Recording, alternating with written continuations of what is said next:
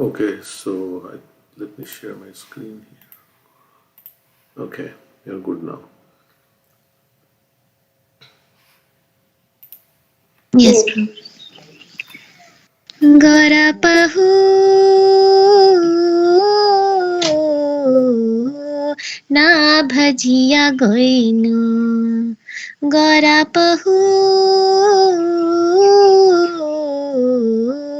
na bhajiya goinu prema ratana dhana helaya harainu ना भजिया गइनु अधनियतना करी धन त्यागिनु अपना कर्म दोषे अपनी डुबिनु ना भजिया गइनु सत्संग छाडी कोइनु असते विलासा ते कारणे लागिलो ये कर्म बन्द फासा ना भजिया गइनु गरापहु ना भजिया गइनु विषया विषमा विषा सतत खाइनु करा कीर्तन रसे मगन न होइनु ना भजिया गइनु किनो बाछाए प्राण की सुखा पाइया नरोत्तम दास केनो नागेलो मरिया ना भजिया गइनु गरापहु ना भजिया गइनु प्रेम रतन धन हेलाया हरैनु ना भजिया गइनु. Translation. I did not worship Lord Gauranga, Prabhu, and thus I became full of suffering. I refused to accept the treasure of pure love of Krishna, and thus I became lost. I rejected the treasure of love of Krishna and deliberately struggled to become poor. I dived into a host of sinful deeds. I rejected the association of the saintly devotees and instead tried to enjoy among the impious non-devotees. In this way, I became caught in the noose of karma. I continually drank the virulent poison of sense gratification. I refused to swim in the nectar of Lord Chaitanya's Sankirtan movement. Why do I stay alive? What happiness do I have? Why did Narottam Das not die long ago? So Narottam Das is saying that I have been in so much suffering, rejecting Lord Gauranga Prabhu and rejecting the treasure of pure love of Krishna, rejecting the satsanga, but being in the association of non-devotees. I have become poor. Poor in the sense that I don't have this treasure of love of Krishna. And I have also performed so many sinful deeds, drunk the poison of sense gratification, and I'm not swimming in the nectar of this Sankirtan movement. I don't have any happiness. Why do I stay alive? I should die. I should have died long ago.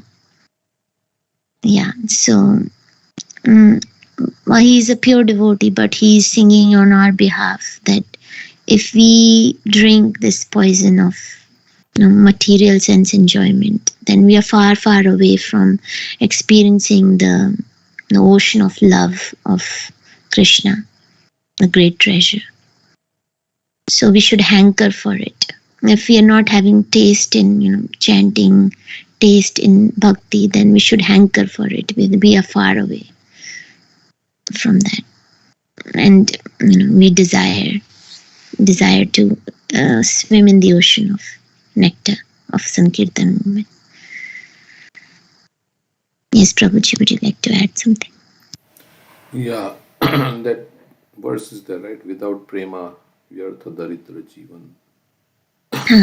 Krishna प्रेम विना व्यर्थ दरिद्र जीवन दास कोरी वेतन मोरे देहो प्रेम धन. Without love for Krishna, my life is useless. Therefore, please accept me as your servant and give me the salary of pure love for Krishna. That's all I want. So I'm doing service to you, different services, but in return, you only give me one thing, love for you. Because without that love, there is no happiness in this material world.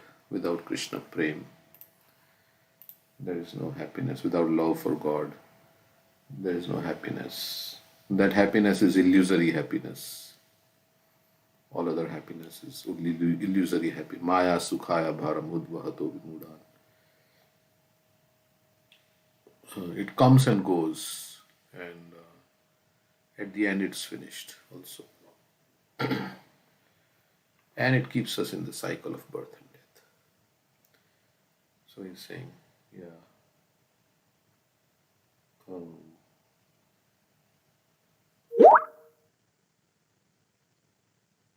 we became lost. Yeah, we're lost in this material world. We are lost in the material world, right? I mean, so many, where we will go, where a lost person will go, so many places, right? He's wandering, wandering. So we are also lost in this material world with forgetting Krishna. When I was once time separated from my mother and I was lost in the Mela.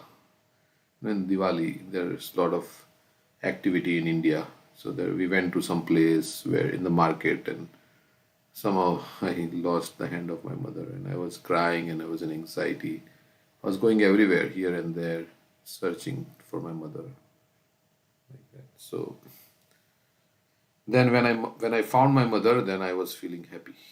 So like that, we are lost in this material world, and we are wandering in different species of life. But when we contact a pure devotee and surrender to the pure devotee, then our relationship with Krishna is revived. Or accept his teachings. So like that. Okay.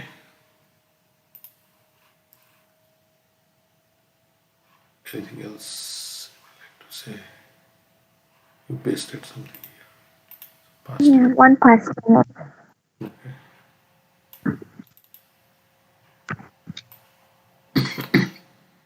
Should I read or? You can read from. Okay, Radha's Makar Snan and meeting with Krishna.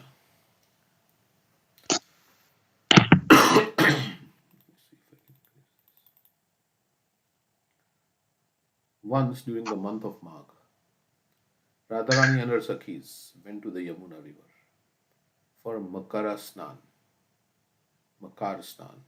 a special bath on the auspicious tithi of Sankranti, that is 14 January, like that. So she went to take some bath, Makar Sankranti. That's when Lord Chaitanya,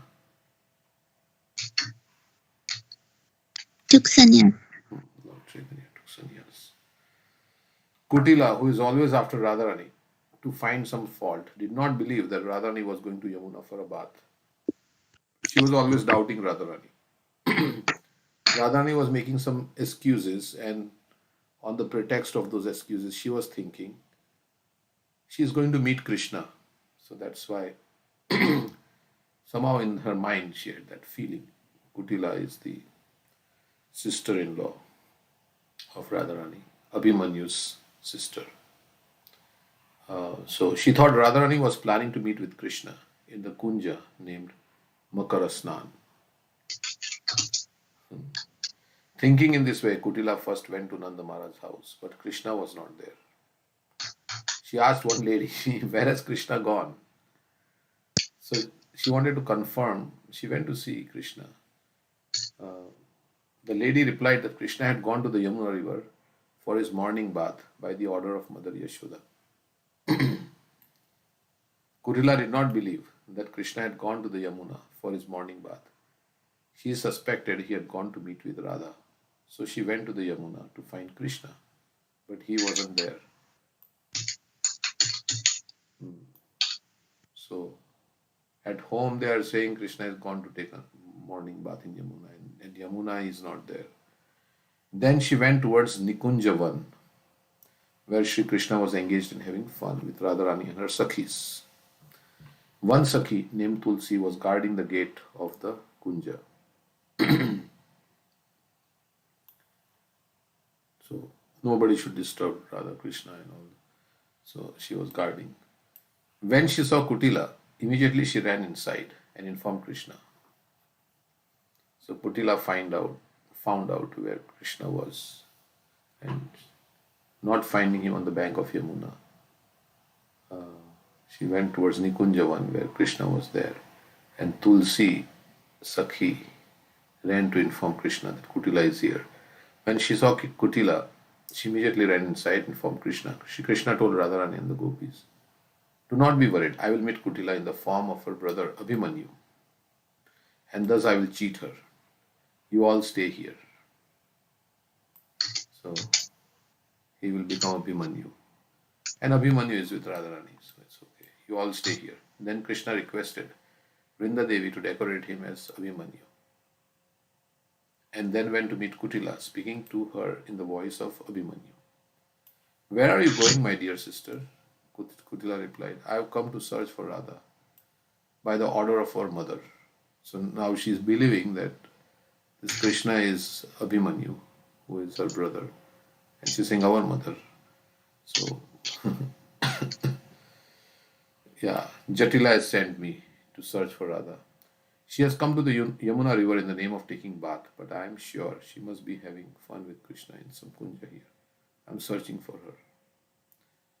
Krishna said, oh my dear sister Kutila, one of my new bulls is missing, and I am looking.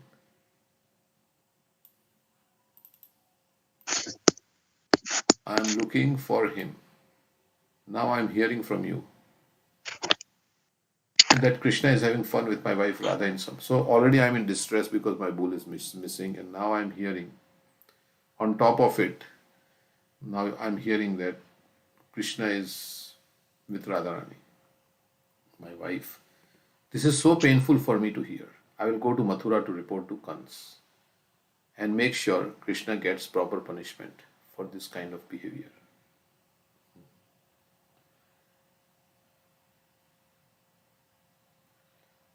Now you go and search for them. If Radha is there in some kunja without Krishna, then bring her here. If she is there with Krishna, then let me see that from afar. So Krishna is saying that, okay, if she's alone, then you bring her here. If she is with Krishna, then let me know.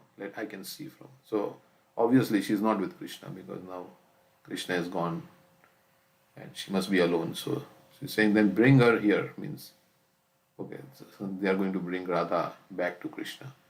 Kutila started searching for Shri Krishna and Radharani.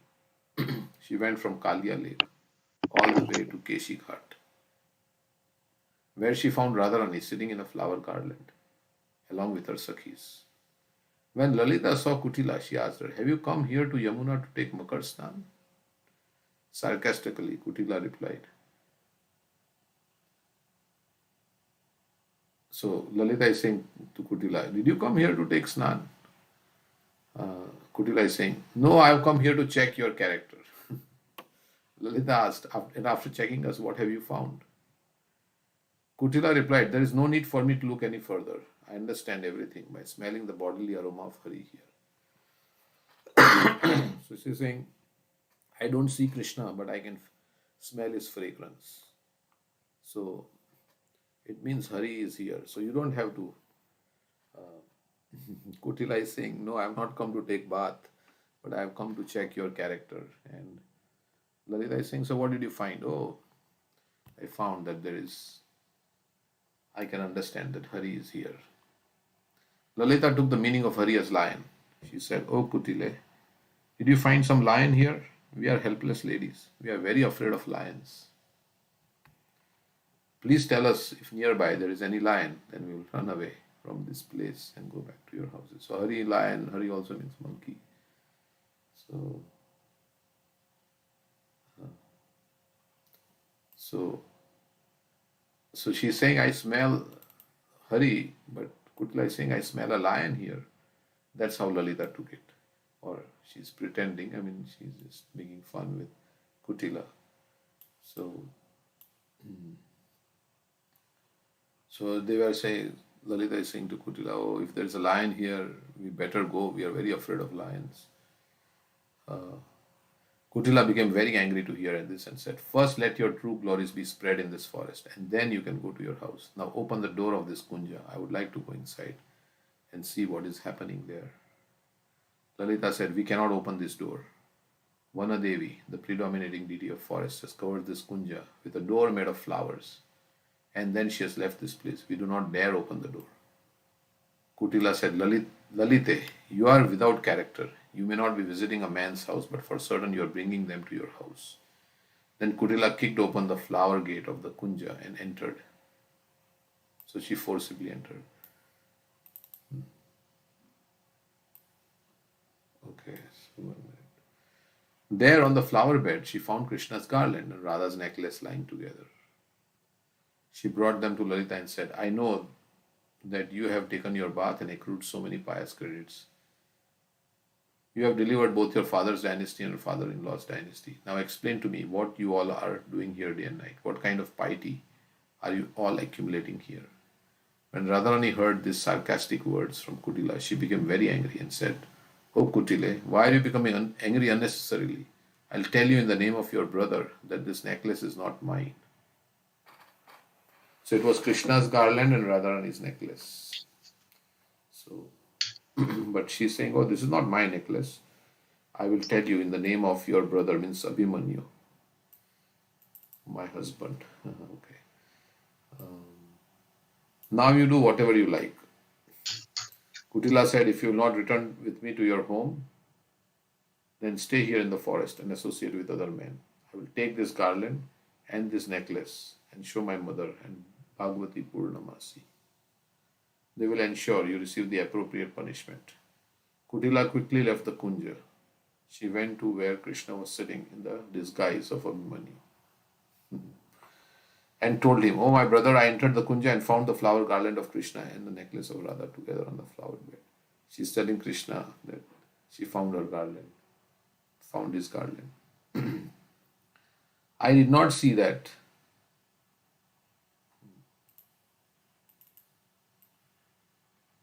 I did not see that bad character Krishna there. He had left already. Krishna told Kutila, he's telling as Abhimanyu, my dear sister, you have done a great service by bringing this garland and necklace. I am now going to Mathura with these broken garlands. I will show this to my most dear friend, Govardhan Malla, the husband of Chandravali, and tell him, the son of Nanda Maharaj has been bringing your wife to the forest of Vrindavan and contaminating her.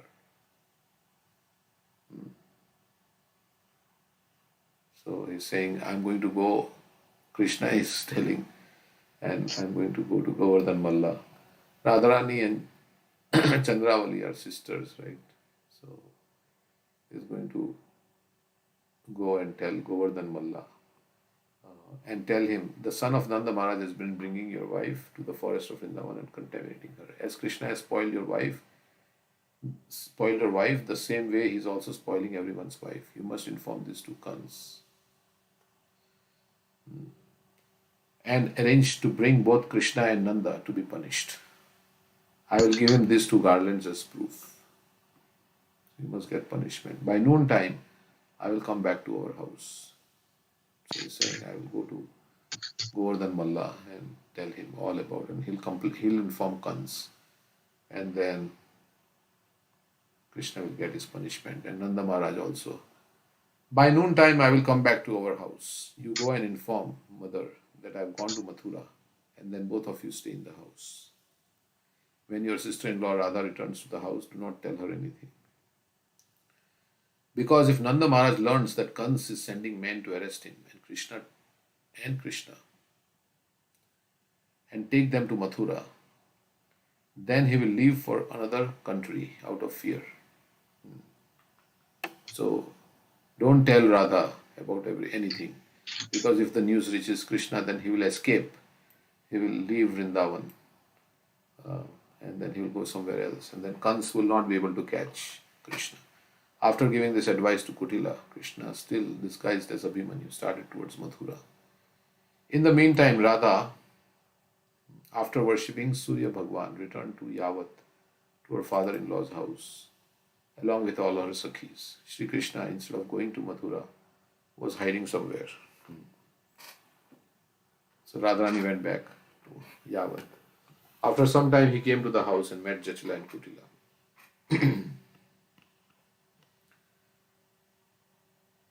So Krishna came back and met Jatila and Kapila. As Abhimanyu, he told them, I went to Mathura with Govardhan Malla.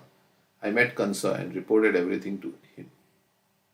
When Kans heard this, he became very angry. Now he is sending 100 battalions to arrest Nanda Maharaj and his son Krishna. They are all coming behind me. But I have since learned that this cheater Krishna plans to come to our home disguised as me.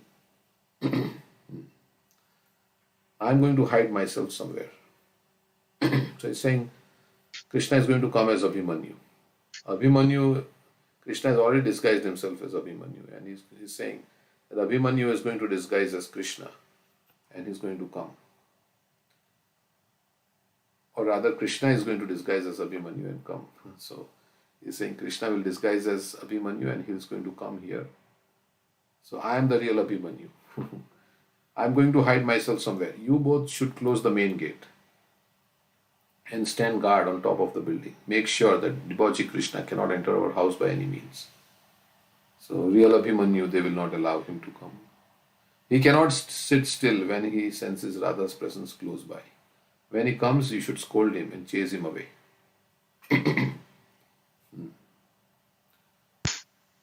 Do not let him come inside. After thus instructing Jatila and Kapila, Krishna, in the disguise of Abhimanyu, entered the inner chamber of the house where Radharani was staying. Jatila and Kapila closed the main door and went up the roof of the building to await the arrival of Krishna. So they were thinking Krishna is coming, but actually Krishna is going to disguise as Abhimanyu and come. After some time, the real Abhimanyu came, and they thought, oh, this is not the real Abhimanyu, this is Krishna disguised as Abhimanyu. As soon as they reached the door, Kapila picked up a stone and in an angry voice she called from the rooftop, "O wicked one, you have become very courageous in destroying the chastity of the ladies of Raj." So real Abhimanyu is they are not allowing. Now you are trying to enter our house wearing this false dress of my brother Abhimanyu. I know very well who you are. You are no one except that wicked Krishna. You are trying to cheat me by appearing as my brother. If you try to enter this house by force, then I will smash your head by throwing this stone at you.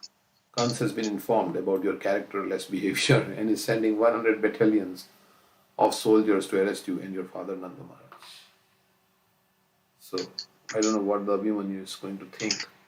They will take both of you to Mathura and punish you there. If you value your well-being, then go away from here immediately. They're telling their own son and brother. When Abhimanyu heard the abusive words of his sister, he was very surprised. He tried his best to convince his sister and mother that he was in fact not Krishna in the form of Abhimanyu, but the real Abhimanyu. But both mother and daughter were not ready to accept it in any way. So he was pleading, no, I am the real Abhimanyu, but they were convinced. Abhimanyu thought his mother and sister must have been possessed by a ghost, and so he decided to call a ghost master to cure them. He went from village to village searching for a ghost master. While back at his house, Krishna spent the entire night with Radha. So Krishna tricked, and now Jatila and Kutila in trouble because the ghost master is going to come to take the ghost out. Okay.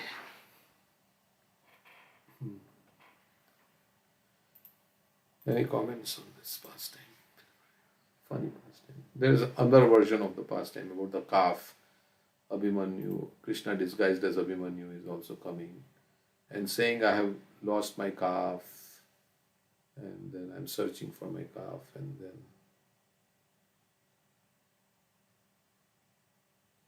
he goes inside, something like that. And then, Yeah, but he was not disguised at that time.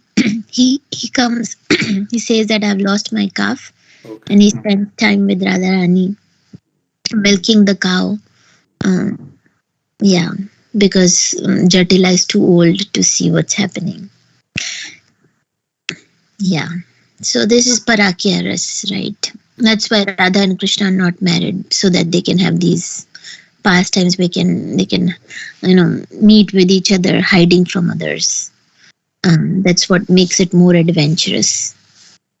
And if we have the desire to serve Radha and Krishna to help in the reunion, that's where we get the entry to Golok Vrindavan, where the enjoyers are Radha and Krishna.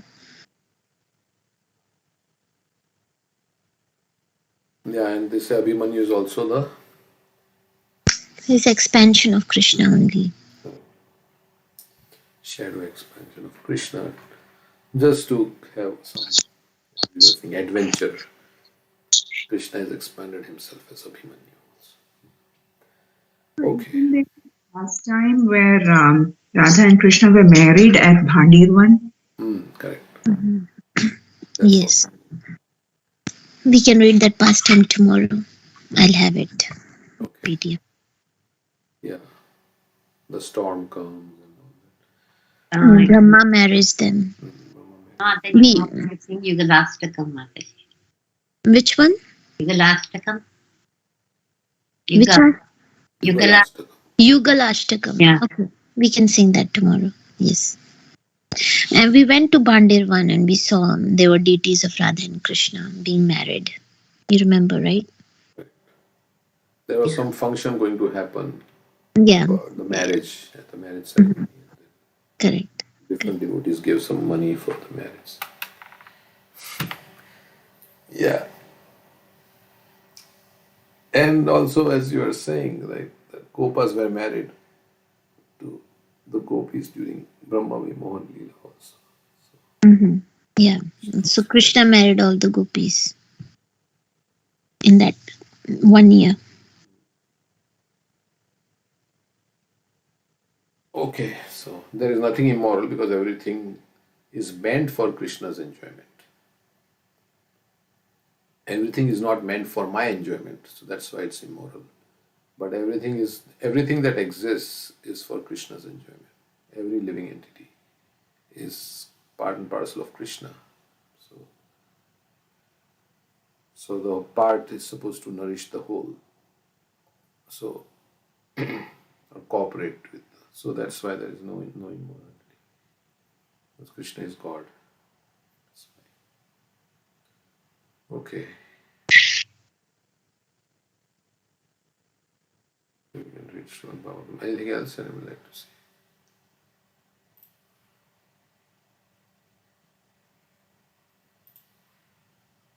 Okay.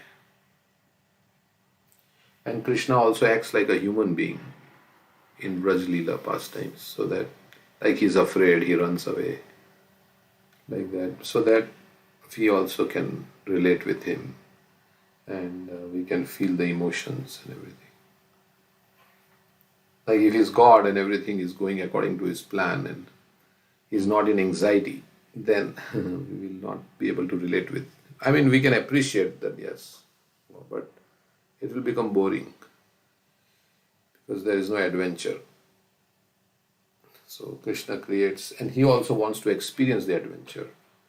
So he also forgets that he's God, and he, by the arrangement of Yoga Maya, so he can relish the emotion, different emotions with his devotees.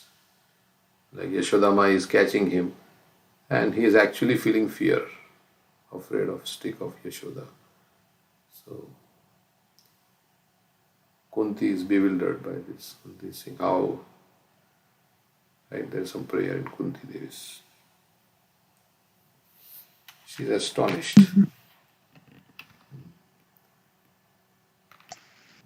Okay. In Vaikuntha, these pastimes cannot happen because everybody knows he's God, and Vishnu also acts as his God. So in Vaikuntha, you can't have this kind of. We don't hear any. It's all awe and reverence, which is very good also. They're all respecting Krishna, Vishnu, and they're singing praises to him. They're serving him. But Golok Vrindavan is different. So, okay. So we'll read some verses.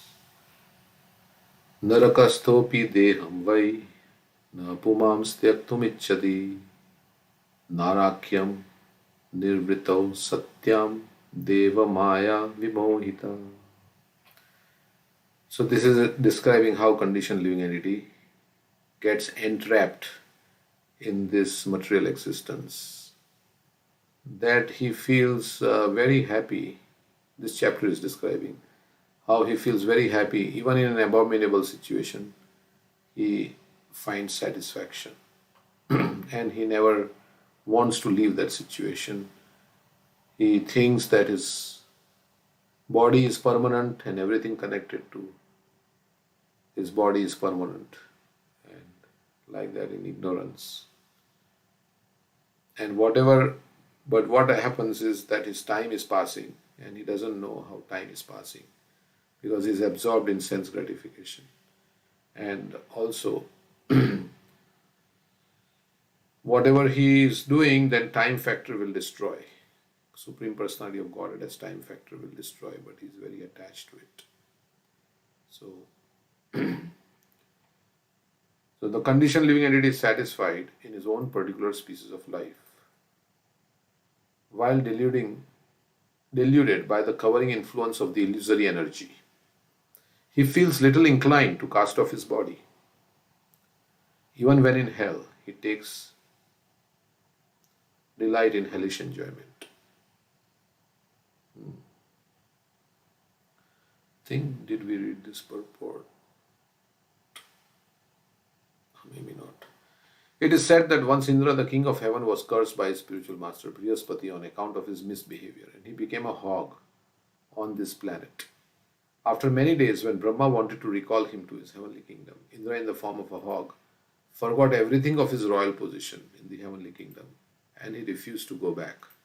This is the spell of Maya. Even Indra forgets his heavenly standard of life and is satisfied with the standard of hog's life. So we are also satisfied with birth, death, old age, disease. We don't want to get out of this. We are attached. So, by the influence of Maya, the conditioned soul becomes so affectionate towards this particular type of body that if he is offered, give up this body and immediately you will have a king's body, he will not agree. This attachment strongly affects all conditioned living entities. Lord Krishna is personally canvassing. Give up everything in this material world, come to me, and I shall give you all protection. Sarva dharman parityajya mamekam sharanam. Give up all your concocted duties and dharmas. Give up all this and just surrender to me, and I will give you protection. Don't worry, Krishna is saying. But we are not agreeable. We think we are quite all right. Why should we surrender unto Krishna and go back to his kingdom? This is called illusion or Maya. Everyone is satisfied with his standard of living, however abominable it may be. So we have established our little empire here with our family and our friends and all the assets and everything. So we think I'm like good here. I'm successful. Materially I'm successful. Why do I need to take up Krishna consciousness? I'm very good. I'm enjoying. So that's what happens by the influence of Maya. As Prahlad Maharaj says, Naivo dvije paradurattaya vaitaranyas tvadvirya gayan mahamritam agnachittaha shochetato vimukacheta indriyartha Maya sukhaya bharamudvahato vibhudan. I am worried for all this. The pure devotee is worried for everybody. Those who are like Vasudev Dutt, he was also worried. He was saying, no, let them be delivered. He's worried for all the conditioned souls. That's why Prabhupada left his very serene, very peaceful situation in Vrindavan to come to New York City and preach Krishna consciousness out of compassion. And he was going to Delhi also, and he was preaching in the tea stalls of Delhi, urging them to buy the Back to Godhead magazine. And everybody was like refusing. Most of them were refusing. And in the hot summer, he was taking all this trouble. So for himself, they have no problem. They're already delivered. As Prahlad Maharaj says, I'm not disturbed by this material existence because wherever I go, I'm absorbed in you, in singing your glories. Tvad virya gayan, mahamritam, and I'm experiencing great happiness serving you, singing your glories like that. So I don't have any problem, but I'm worried about all these conditioned souls who are going to get one body after another because they have so many desires for sense gratification, and they're going to rotate and suffer. So I'm worried about them. So that is the mood of ISKCON, is to share this knowledge with others. It's Prabhupada's. Okay, so Indra also did not want to go back. Yeah, we read these verses yesterday. We read this verse yesterday. Yeah, these couple verses next also. Oh yeah, I think we read this, sorry. Okay, so next verse, I think we'll just read this. Such satisfaction with one standard of living. Yeah, I was asking that, how maybe somebody was asking. Such satisfaction with one standard of living is due to deep-rooted attraction for body, wife, home, children, animals, wealth, and friends. In such association, the conditioned soul thinks himself quite perfect. Okay, so the next verse. So he derives a satisfaction in that situation, and that satisfaction keeps him bound to this material existence. Sandayamana sarvanga esham udvahana dina karotya viratam mudho duritani durashaya. So satisfaction is not bad, but satisfaction in material happiness is bad, because that satisfaction or that feeling of that I am very happy when you are not, when you are going to die and when you are going to get diseased and all that. That's the happiness of a goat who is given some grass before it's slaughtered. So that's our happiness here in this material existence. So should we not be happy? No, we should be happy, but we should be happy in the right way. That's that, and that we should find happiness. Krishna is not saying you don't find happiness. He doesn't want us to be miserable, but we have to find happiness in the proper way, not in sense gratification, because that will only prolong our material existence. We should find happiness in service to Krishna. So that's where we should find happiness. Prabhupada said goal of life is to enjoy. When somebody asked him what is the goal of life, the goal of life is to enjoy. But to enjoy in the right way, which will give us a superior result. Enjoyment that gives you an inferior result or a bad result is not real enjoyment. Like you enjoy drinking alcohol and you damage your liver, and so what is that enjoyment? Is that enjoyment? Yes, you can say, while I'm drinking alcohol, I'm feeling enjoyable, but then what happens? It damages your liver. So like that. So that happiness which binds you to this material existence in the cycle of birth and death, that happiness is not real happiness because it gives you a bad result. So if something is auspicious, it should give you a superior result, not bad result. So sense gratification, yehi sansparshja bhoga dukkha yona yavate. Adyantavanta tu kantiya na teshuramati guda. So as Krishna is saying, yeah. Okay. It is said that it is easier to maintain a great empire. I think we read that also. Okay. Although he is always burning with anxiety, such a fool performs all kinds of mischievous activities with a hope which is never to be fulfilled in order to maintain his so-called family. I think we read this yesterday. Yeah, this also we read. Then I think this one. Griheshu kuta dharmeshu dukha tantreshva atandritaha kurvan dukha pratikaram sukhavan manyate grihi. The attached householder remains in family life, which is full of diplomacy, politics, and constantly spreading miseries. Restricted in his acts of sense gratification, he just acts to counteract his miseries, and if he can successfully counteract such miseries, he thinks that he's happy. So when you have lot of relatives, then what will happen? They will talk and so many things, and gossip will go on. They will criticize each other. Diplomacy, politics, and all these things will happen, and will make you miserable.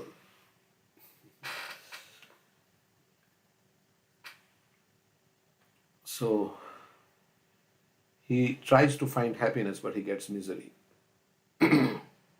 And to counteract such misery, then if he counteracts such miseries, he feels he is happy. In the Bhagavad Gita, the personality of Godhead himself certifies the material world as an impermanent place that is full of miseries. Mamupetya punarjanma dukkhalayam asashvatam napnuvanti mahatma sansiddhim paramam gataha. Krishna is saying, the great Mahatmas have escaped this material world because they have taken shelter of me and they have come to me. So they escaped this place which is impermanent and full of miseries. There is no question of happiness in this material world, either individually or in terms of family, society, or country. If something is going on in the name of happiness, that is also illusion. Here in this material world, happiness means successful counteraction to the effect of distress. Like you are sick and then you become, fever goes away, then you say, yeah, I'm very happy. The material world is so made that unless one becomes a clever diplomat, his life will be a failure. Not to speak of human society, even the society of lower animals, the birds and bees, cleverly manages its bodily demands of eating, sleeping, and mating. So they are very also expert how to eat, how to sleep, how to mate. Birds and bees, they are also trying to find. They are clever. They know where there is food and all these things.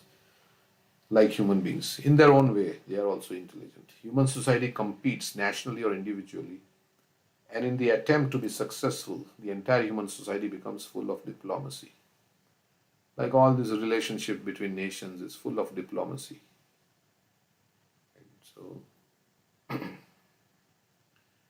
they are competing with each other. Every nation has their particular interest in their mind, and they behave in a diplomatic way with others. We should always remember that in spite of all diplomacy and all intelligence in the struggle for our existence, everything will end in a second by the supreme will. You are struggling to find happiness, and then the bubble will burst anytime. So therefore, all our attempts to become happy in this material world are simply a delusion offered by Maya. Prabhupada writes strongly. So we give up the endeavor. Prahlad Maharaj says, one who has given up the endeavor to become happy in this material world is happy. So we can't be happy. We are Anandamayo Bhyasat. Yes, we can be happy. But we should be happy in service to the Lord. So, like Arthe, anything on this verse? Prabhupada is trying to convince us that there is no happiness in the material world. without Krishna consciousness. Or there is some happiness which is also when your misery subsides, then you feel happy. That's what it is. Okay. Arthir apadite gurveya hinsa etas tataschitan pushnati yesham poshena shesha bhugyati adasvayam. He secures money by committing violence here and there. And although he employs it in the service of his family, he himself eats only a little portion of the food thus purchased. And he goes to hell for those for whom he earned the money in such an irregular way. So if we listen to our mind, we'll go to hell. Yesterday I was hearing a class while going to the program. Ravi Lochan Prabhu, he is from Delhi, he's brahmachari, he was telling me that Guru Maharaj told him, I think it's Guru Maharaj, it's Gopal Krishna Maharaj, he says, if you listen to your mind, you will go to hell. So I like that statement. So we can't listen to our mind, then we'll go to hell. So he also, like this conditioned soul, he's trying to secure money to make his family happy, and for that he cheats and does violence and so many things like that. Yeah, but in Bhagavad Gita says mind is the friend of the conditioned soul as well as his enemy. For one who has controlled his mind, mind is the best of friends. So, I mean, mind is used to contemplate on Krishna also, right? No, yeah, I'm saying for the conditioned soul, like the mind is the worst enemy because it's not controlled and it's like, yeah, it takes us to hell. So, unless you have controlled your mind, then your mind is your worst enemy because it has all the repository of all the desires, material desires. So, and we act out those desires, so that's why it takes us to hell in that way. It's like keeps us in the cycle of birth and death. Yeah, but if you become devotee and your mind is, you're absorbed in Krishna, then that same mind can be the cause of liberation or maybe it's the cause of bondage. So, like that, yes. Also, one devotee said, if you don't accept a guru, then your mind will be your guru, right? And you will act according to the mind. Yeah. It can take you anywhere. Like the horses, the chariot analogy is given, right? The horses are controlled by the mind. But if the mind is in control, then horses are, going anywhere and everywhere. Yes, and sometimes, like in Dhritarashtra's case, right? Vidura was giving him good instructions. He was like acting as a guru, but Dhritarashtra was not listening only. So then arrangement has to be made by Krishna in such a way that one becomes receptive to this knowledge. So that's why there are miseries, so that we can become receptive to this knowledge. Although we hear and then it doesn't it was not penetrating Dhritarashtra's heart. Vidura was giving him the same Vidura, then later on he gave instructions and it penetrated his heart because he had become bereft of all. He had experienced misery. How much misery, right? He was so attached to his sons and all his sons died. He was so attached to making Duryodhana the king. And it all backfired. It didn't work. His plan did not materialize. And that's when he was very ready to hear. So Krishna has to support him. That's why those 4 people who come to Krishna are Chaturvida, Bhajanjana, Sukriti, Artho, Jagnasya, Artharthi, right? So those who are distressed, primarily they come to Krishna. And in distress, those who are intelligent, they are like, because Prabhupada also says, if they are distressed and they come to Krishna and the distress goes away, then they again, until another distress comes, they don't come to Krishna. But those who learn their lessons from their distress, that one time this has happened, the thief, he's got distress now, he's in the jail. But he's learned his lesson and then it's easy. Of course, he worshipped Krishna in distress. Dhruva Maharaj was in distress and he worshipped Krishna, Narayan. So his material desires went away. That material desire was the cause of his distress because he was thinking, oh, how can I become greater than my father? I want to show that how great I am. That is a material desire. But then his desire just went away after worshipping Krishna so intensely. That's why Bhagavatam says, Akama sarvakama va mokshakama udarati tivrena bhakti yogena jajeta purusha param. So very intensely one should do devotional service. And then the material desires will also go away from doing intense bhakti. And he had the association of Narad Muni and everything like that. So that is how the life is structured, that you are allowed to fulfill your material desires. And then at some point, after fulfilling all your material desires, and then you're supposed to become detached from this material existence towards the end of life. So, yeah, there is a concession, as Vyasdev says, there is concession for drinking liquor. Yeah, you want to drink liquor or something. There is some concession in the Vedas. You want to eat meat. But that is to discourage him. So because that person will not ready to give up sense gratification. So then there is some concession that is given for the time being and like that. So that to ultimately bring him out of that situation. So there is a verse like that when Vyasdev, but Narad Muni criticized him. He said, Vyasdev, you have described all this karma kanda. If you want this, if you want good health, you worship this. If you want this, you worship that. And all these material desires, already the living entities are having a lot of material desires, and you have just given them fuel to their material desires by describing this karma kanda section and all this. So he criticized him. And Vyasdev himself was not feeling very good about it. So that is the thing. And if we feel good in karma kanda and all this means we are less intelligent.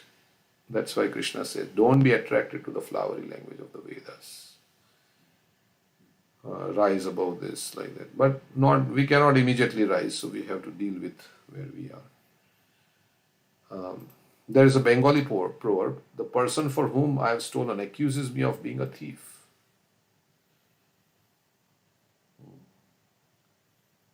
Yeah, I did it for my family. I stole for my family, and my family is only telling me that you are a thief. The family members, yeah. That's what happened to Daku Ratnakar, right? When Narad Muni met him. And he was robbing people and he said, would your family share your sins because you're doing it for them? You go and check. And he checked. And they said, no, this is your responsibility to maintain the family. All karma is going to you. We are not going to participate in or share any of your bad sins. Correct. And so he came and Narad Muni asked him to chant Mara and he followed his instructions. Yeah. So those who you try to comfort, and they only accuse you. So there is a Bengali proverb, the person for whom I have stolen accuses me of being a thief. The family members for whom an attached person acts in so many criminal ways are never satisfied. So neither they are satisfied, neither the person who is serving is satisfied. That's what Prabhupada is saying. You serve them in so many ways and they are not satisfied. In illusion, an attached person serves such family members, and by serving them, he is destined to enter into hellish condition of life because he is doing all wrong things. For example, a thief steals something to maintain his family and is caught and imprisoned. This is the sum and substance of material existence, an attachment to material society, friendship and love. So we are all thieves if we don't recognize who everything belongs to. Ishavashyamidam sarvam yatkincha jagatyam jagat tena tyaktena bhunjita magreda kashyas vidhanam. Everything animate or inanimate is controlled and owned by the Lord. So, Mama Bhuta Maheshwaram, Krishna is saying, I'm the controller and everything belongs to me. If you don't recognize, then you're a thief. And that's why in society of thieves, that cannot be, we are criminals, so we cannot have happiness. This is the sum and substance of material existence and attachment. In the Bhagavad Gita also Krishna says, Stena eva saha, one who is not offering back, but just taking and not offering back to the Lord, then he's a thief. He says about demigods, but like that. Although an attached family man is always engaged in getting money by hook or crook for the maintenance of his family, he cannot enjoy more than what he could consume, even without such criminal activities. So he amasses so much wealth and so much, but he will only eat 2 rotis, 2 chapatis, or 3, 4 chapatis. But it's just the idea that I will have so much, and he just needs a little bed to lie down. But he's working very, very hard to get a very big house. And he'll only sleep in 1 room, but he has a house with 10 rooms and like that. A man who eats 8 ounces of foodstuff may have to maintain a big family and earn money by any means to support that family, but he himself is not offered more than what he can eat.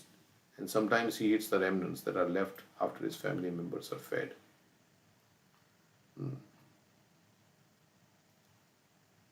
Yeah, and when the man becomes older, then they think, when is he going to die? So we will inherit all the property.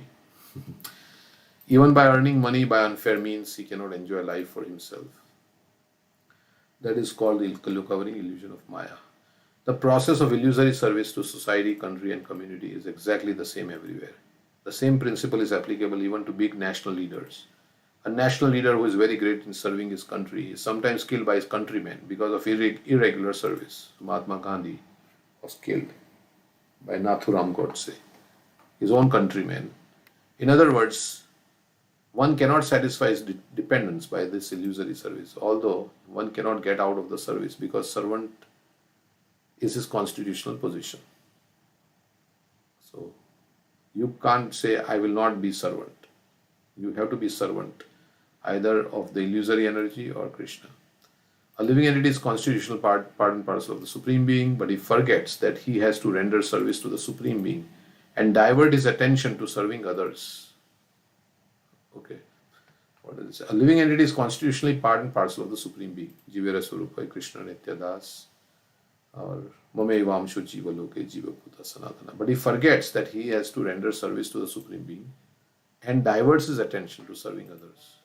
This is called Maya. So instead of serving Krishna, he diverts his attention to serving so many other people of this world. And in this way, of course, serving is there, but that service is giving Krishna. By serving others, he falsely thinks that he is the master. The head of a family thinks of himself as master of the family, or the leader of a nation thinks of himself as the master of the nation, whereas actually he is serving, and by serving Maya, he is gradually going to hell. Therefore, a sane man. So does it mean that we will not do our duties? Yes, we have to do our duties. Our duty to parents, like that. We have to do our duties, but they should also, but the main duty is to give Krishna to others, even in the family. And then we serve them, and they are also devotees. So like that. Therefore, a sane man should come to the point of Krishna consciousness and engage in the service of the Supreme Lord, applying his whole life, all of his wealth, his entire intelligence, and his full power of speaking. Prabhupada is saying whole life, all our wealth and all our intelligence, prana, artha, diya, vacha, should be engaged in serving the Supreme Lord, in doing welfare activities for others by giving them the Supreme. So, what is that verse? Prana, artha, diya, vacha. Etavad safalam tehinameha dehishu प्राणिरर्थेदि अवाचश्रेय आचरणं सदा. Okay, so like that.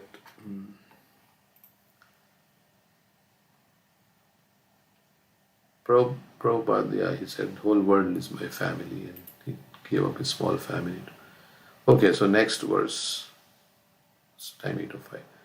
Vartayam lupyamanayam arabdayam puna puna lobha lobha vibhuto niha sattvaha pararthe kurute sriham.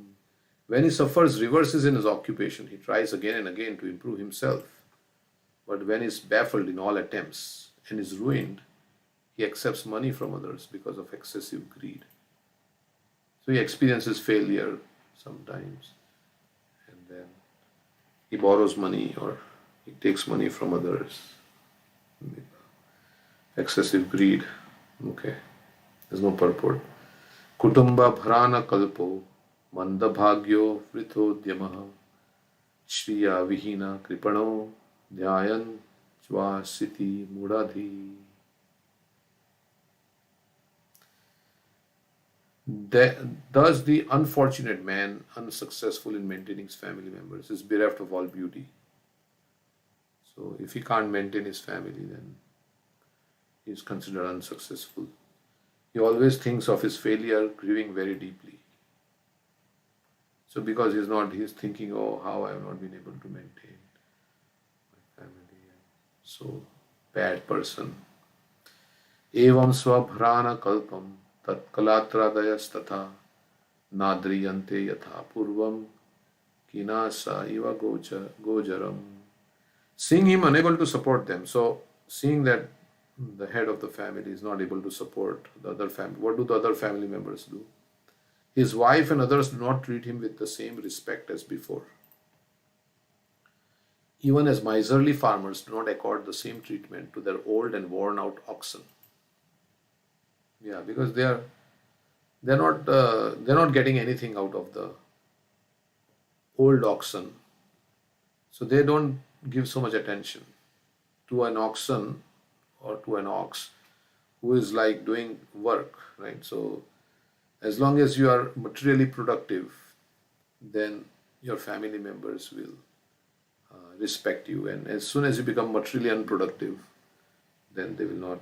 This is in all material consciousness what happens. They don't treat you as the same. They will scorn you, they will speak so many words, bad words, which will hurt your heart. Or we will speak to somebody like that. Not only in the present age, but from time immemorial, no one has liked an old man who is unable to earn in the family. Even in the modern age, in some communities or states, the old men are given poison so that they will die as soon as possible. In some cannibalistic communities, the old grandfather is sportingly killed and a feast is held in which his body is eaten. Very ungrateful behavior and very cruel. The example is given that a farmer does not like an old bull who has ceased to work. Like here also, the cows, as long as they are giving milk, that's good, and at some point they are not giving milk, or there is more profit in slaughtering them, then they'll send them to slaughterhouse. So everybody in this material world is selfish. They want their own sense gratification. And as long as you are getting your sense gratification, the relationship is going, and there is an interruption in sense gratification, then to hell with you. Generally, I mean, people. Similarly, when an attached person in family, like in office also, they will treat you nicely and everything. They have a vested interest in you because they want to make money, and they have their business and you're supporting their business. But as soon as you become materially unproductive, they are going to kick you out. So everything is like that. Supposing tomorrow you say I have disease and I cannot, work, they may give you some disability thing for some time, but not for life. Yeah, if you say I've been paralyzed, I cannot work, then they'll say you have to resign now. Similarly, when an attached person in a family life becomes old and is unable to earn, he is no longer liked by his wife, sons, daughters, and other kinsmen, and is consequently neglected. And another thing is because now they have their own family, right? Like somebody has their own children. Now he becomes attached to his children, so he neglects his parents because now it is about my life and my children and my. So now my parents are neglected. But they don't realize that their children will do the same thing to them when they will have children. So everybody becomes interested in their own, like, and they neglect. So he is no longer liked by his wife, sons, daughters, and other kinsmen, and is consequently neglected. So old person who is not making any money, and if he doesn't have money, what to speak of not being given respect? It is judicious. We may think this is extreme, but there are situations like this in this world. Prabhupada is not writing something like very imaginative. It is true, and he is very experienced. He has seen. It is judicious, therefore, to give up family attachment before one attains old age and take shelter of the Supreme Personality of Godhead. One should employ himself in the Lord's service so that the Supreme Lord can take charge of him, and he will not be neglected by his so-called kinsmen. So, better to take shelter of the Supreme Personality of Godhead. And then taking shelter of Supreme Lord, the Supreme Lord will take charge of you. And so, anyway, all these verses are like this. So, Tatrapi ajata nirvedo briyamana swayam brite jarayopat verupyo marana bhimukho grihe. The foolish family man does not become averse to family life, although he is maintained by those whom he once maintained, like Vidura, Dhritarashtra. So, deformed by the influence of old age, he prepares himself to meet ultimate death. Ayyo. Hare Krishna. Raga Sindhu Prabhu, Hare Krishna.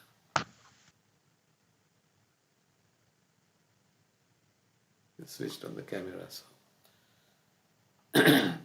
Family attraction is so strong that even if one is neglected by family members in his old age, he cannot give up family affection. And he remains at home just like a dog. In the Vedic way of life, one has to give up family life while he is still strong. It is advised that before getting too weak and being baffled in material activities, and before becoming diseased, one should give up family life and engage oneself completely in the service of the Lord for the remaining days of his life. So now time is short. Just give up all other services and take directly the service of the Supreme Lord.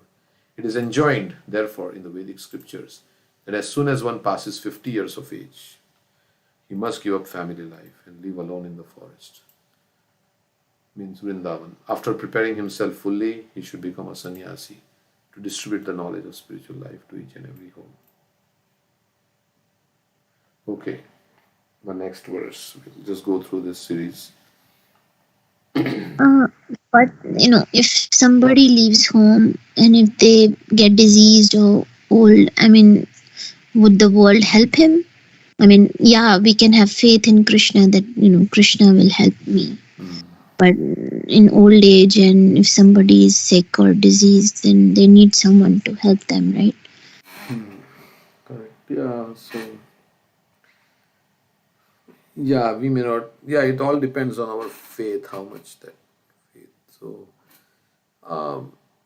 I cannot say anything about this because it is like, yeah, who will help? So we may be alone, but maybe in the society of devotees are supposed to help actually. If somebody has left and that person has dedicated himself to Krishna's service, then devotees are supposed to help. Whether they will help or not, I don't know. It depends on every situation and every temple and what that. But yeah, the devotees are supposed to help. Like sannyasi, right? He has no family, nothing. So who is helping all the? Because they are leaders. That's the sannyasi, okay, because he's prominent, because he has taken sannyas and he has disciples probably, so they will take care of him. But for the ordinary person who has not taken sannyas and he's fully engaged in Krishna's service, uh, the devotees are supposed to take care. And that's what many leaders are working towards it, so that there is care for devotees who have dedicated their life. Like many of Prabhupada's disciples, they dedicated their youthful years. They may not be sannyasi, but they did so much service, and so they are not very famous, and so sometimes they may not have. So many leaders are trying in ISKCON society to take care of such devotees like that. So that's a work in progress, I think, and ultimately everything happens by Krishna's arrangement only. So Krishna will arrange. Of course, that's again our faith also has to be like that. And sometimes they say how much Krishna's faith, how much practicality. So that's another aspect. Um, yeah, how much practical we should be and how much we should have faith in Krishna. But like, if you are very elevated, then they don't see practicality. Like Prabhupada came on this Jaladuta, he was not seeing the practicality of what is going to eat and how things will be arranged and what if. He had some acquaintance, but he is very, we can't imitate. That's where um, you know those who are elevated, they have that dependence on Krishna, and they, like when Prabhupada came, then he was not. But we are not at that level of Prabhupada, so we have to act according to our level of consciousness. We can't artificially say I am fully surrendered, and in our mind then we'll feel anxiety, right? So if not there yet, and we try to take on too much that we can't even handle. So, and we know this also, balasya niha sharanam pitro narsingho nartasya chagadam udanvati machatono. So ultimately only Krishna will send somebody even to take care. It is all Krishna's arrangement. So like Madhavendra Puri, he was going, and Gopal himself came, and like that. So, but we are not at that kind of level of Madhavendra Puri, or we are just like very. But if we surrender to Krishna, Krishna is saying I will take care. But we can be say also, yes, he is taking care by providing me a nice job and some money I have, which I can use it for my needs, and I can hire somebody, to take care of my things. And this money is also Krishna's arrangement. Like that famous story of that man there was a flood in the village, and he went to a multi-storied building. On the top of the building, and the boats, it was flooding. So you know that story, right? And then Krishna is saying, well, I sent you the help, you didn't take the help. So that is also there.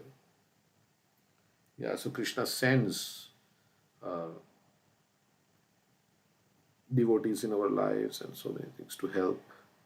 And we say, no, no, Krishna, I only want help from you. I will not take help from anybody. But that help, Krishna doesn't have to personally come. He sends help in the form of some devotee or something like that, or some even material help. That is also sent by Krishna. But then I say, no, no, I will only depend on Krishna. That man was saying like that. So, so we have to recognize also that, yeah, this help is coming. It is also sent by Krishna to help me out. So it's a complex thing, yeah. When we should think that I should depend only on Krishna, and when we say, yeah, no, this help is also sent by Krishna, and like that. So Yeah. So Prabhupada would take help, right? If somebody would say, okay, I will pay the rent for your, 26 Second Avenue, then he would take it, yes. Then, yes. And he would also, of course, that does not take away credit from that person. Because Krishna has sent, then nobody will get credit, right? Because Krishna has made. No, but we should give credit to somebody who's helped us. Otherwise, we'll think, oh, only Krishna, no devotees are helping. Because it's all Krishna's arrangement. No, if devotees help, then of course it is Krishna's arrangement. But also, it is also, the credit also goes to the devotee.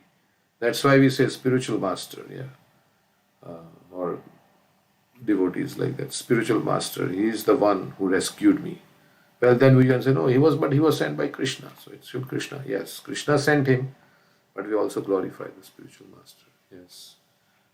He was responsible, like Narad Muni. Prahlad Maharaj talks about Narad Muni, like that. So there are multiple aspects of this thing. And then the other thing is also to become detached also.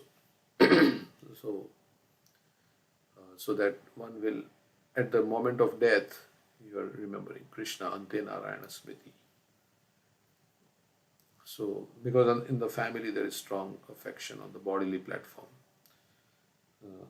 So, that's why also, somewhere else it says, a person who dies without the knowledge of his family members dies a glorious death.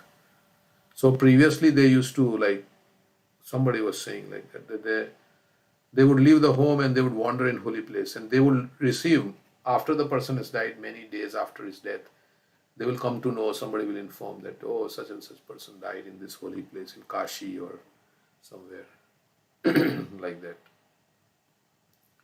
So at that point he was completely bereft of all attachments and ready to go back home, back to God.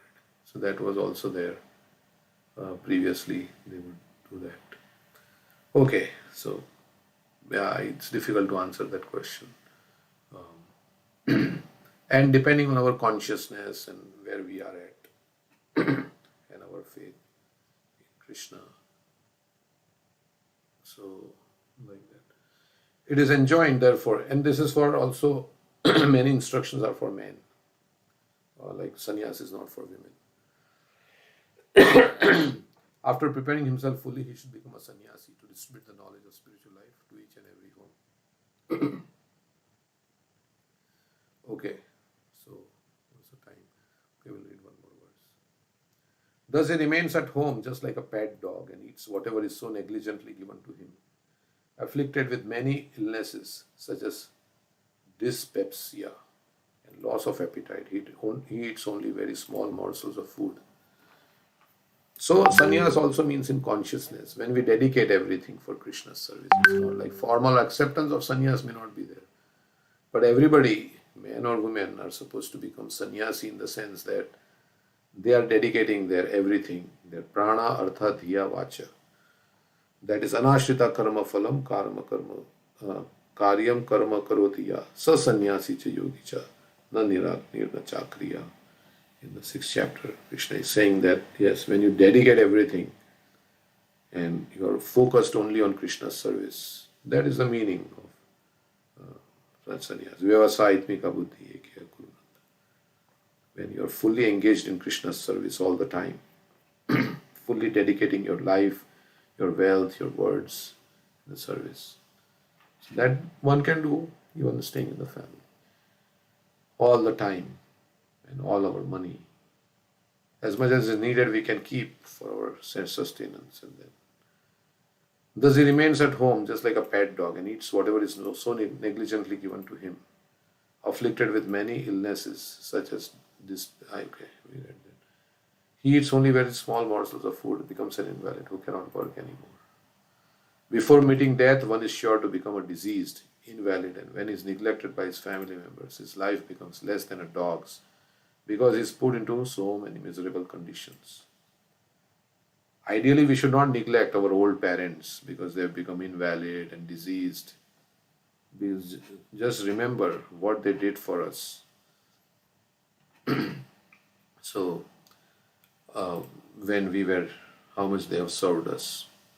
So that is not civilization. The materialistic civilization is like that. But Prabhupada is saying here there are instances where one becomes diseased and invalid and everybody has to engage in the service and they just wish that this person passes away. And his life also becomes very miserable because of the disease condition and so much pain. And on top of it, he may be neglected by family members. Vedic literatures enjoin, therefore, that before the arrival of such miserable conditions, one should leave home and die without the knowledge of his family members. This is the verse. If a man leaves home and dies without his family's knowing, that is considered to be a glorious death.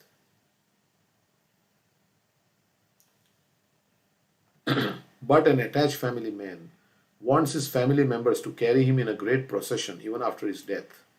And although he will not be able to see how the procession goes, he still desires that his body be taken gorgeously in procession. Thus he is happy without even knowing where he has to go when he leaves his body for the next life.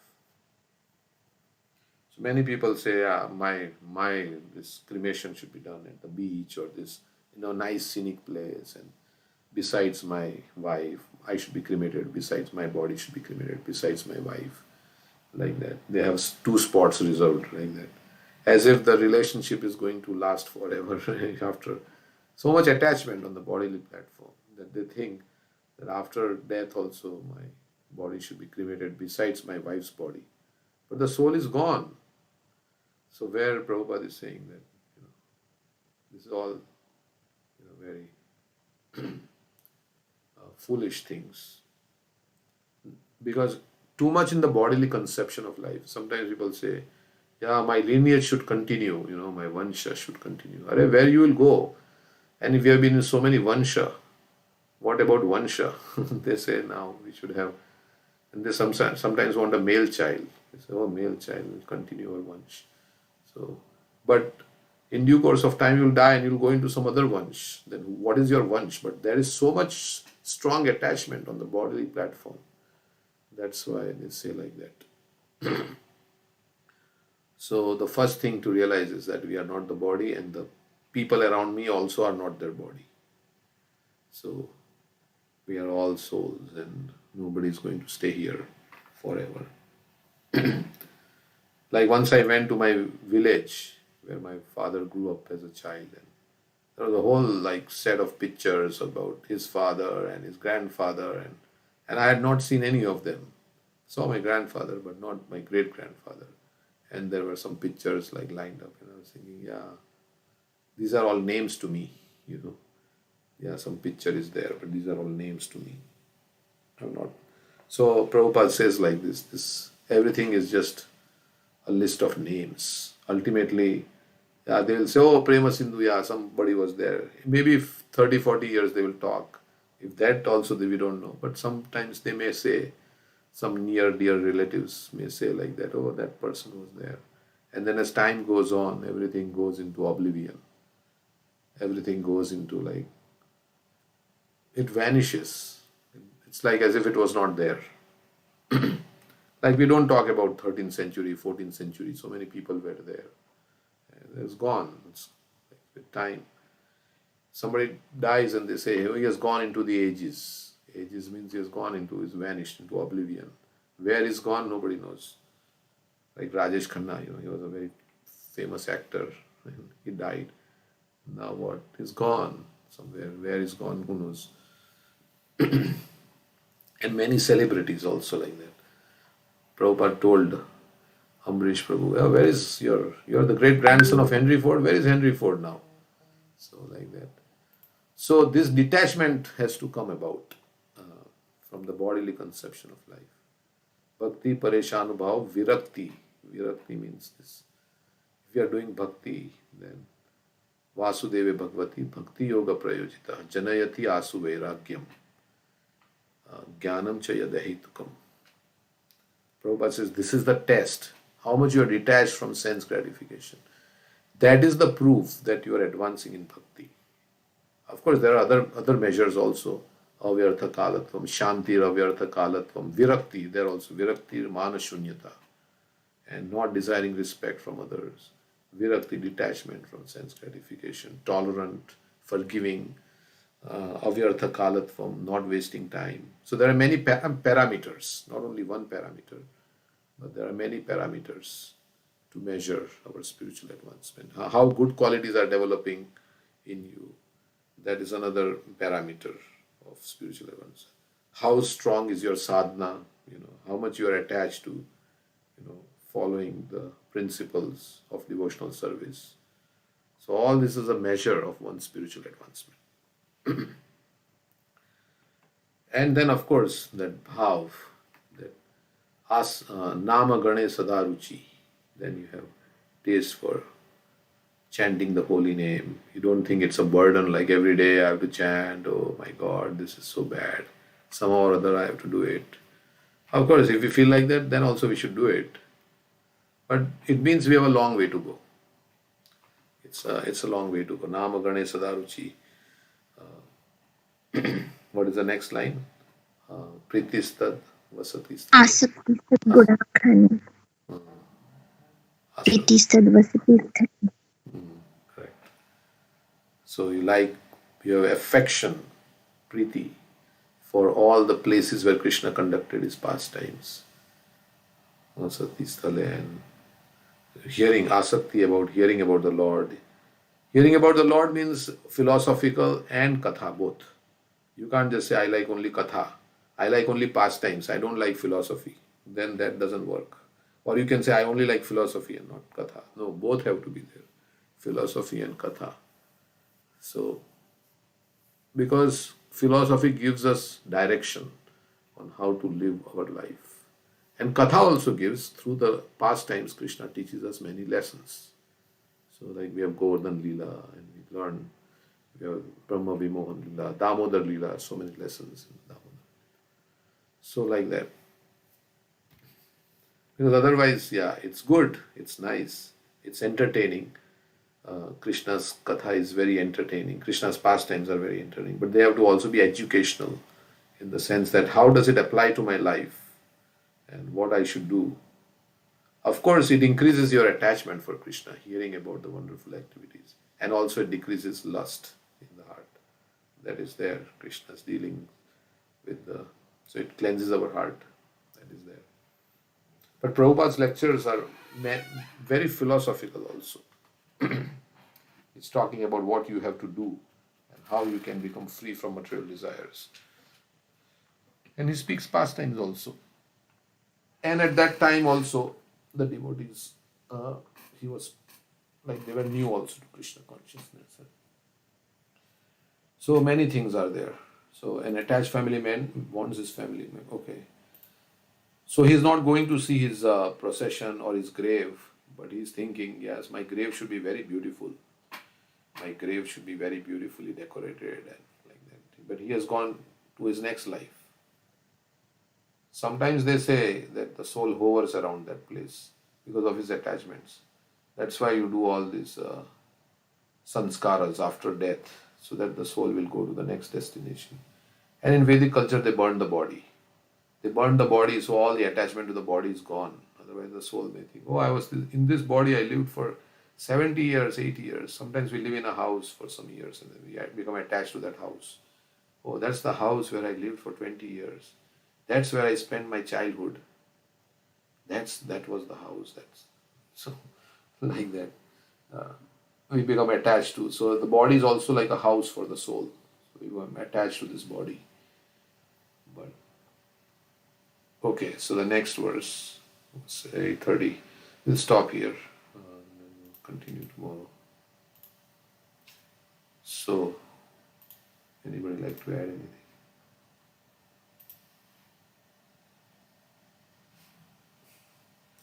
Okay, thank you very much.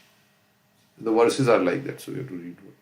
Maybe very hard hitting, but Hare Krishna. Thank you. Thank you, Prabhuji. Hare Krishna. Hare Krishna. Thank you.